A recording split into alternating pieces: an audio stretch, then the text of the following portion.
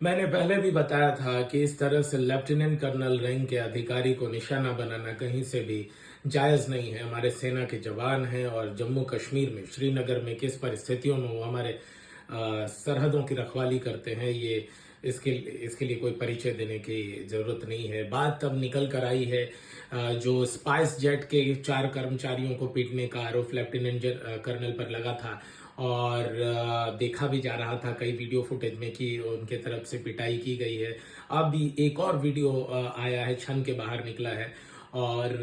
जो है एक तो वीडियो के वायरल होने की टाइमिंग पर मैंने पहले भी सवाल खड़े किए थे। अब इस वीडियो में देखा जा सकता है कि कैसे स्पाइस जेट का एक कर्मचारी जो कि सिविल ड्रेस में या अपने सिविल ड्रेस में है, वो आ करके लेफ्टिनेंट कर्नल के पर हाथ चलाता है, वो थप्पड़ मारता हुआ दिख रहा है। और उस वीडियो फुटेज को अगर आप गंभीर गहराई से देखें, उस विजुअल को ध्यान से देखें तो दिख रहा है कि पहले वो पहुंचता है भिड़ने के लिए और फिर वो हाथ भी चलाता है और उसके बाद लेफ्टिनेंट कर्नल की तरफ से जो हाथापाई की जाती है। और एक और फुटेज में दिख रहा है कि जब लेफ्टिनेंट कर्नल एक दूसरे कर्मचारी की पिटाई कर रहे हैं तो वो कर्मचारी भी पैर से जूते से मारता हुआ दिख रहा है एक लेफ्टिनेंट कर्नल को। देश के सेना के अफसर को, आला अफसरों की श्रेणी में शुमार होता है, उस पर इस तरह से लात जूते छोड़ता हुआ और हाथ चलाता हुआ दिखाई दे रहा है, जिसके एवज में अगर सेना के कर्मचारी, सेना के अधिकारी ने यह काम किया है तो वो कहीं से भी गलत नहीं है मेरी नजर में। और क्योंकि आक्रोश को आप कब तक दबा सकते हैं, एक तो बिजनेस बना के रखा हुआ है, क्योंकि कोई आदमी अगर घर से निकलता है तो वो अपना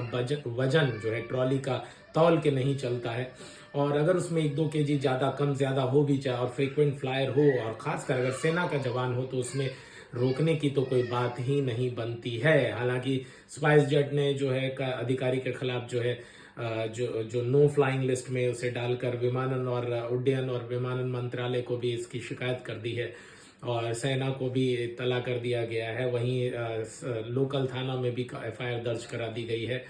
अभी तक लेफ्टिनेंट कर्नल की तरफ से कुछ इस तरह का बयान नहीं दिया गया, लेकिन इसमें दिख रहा है कि गलती एक की हो सकती है, गलती दूसरे पक्ष की हो सकती है, गलती दोनों पक्ष की हो सकती है, लेकिन सिर्फ और सिर्फ जो है सेना के अधिकारी को टारगेट करना ये कहीं से भी जायज नहीं है। बाकी देश और दुनिया की तमाम बड़ी खबरों के लिए आप हमें सब्सक्राइब करें @UK पॉडकास्ट में। आपका होस्ट उत्कर्ष कुमार।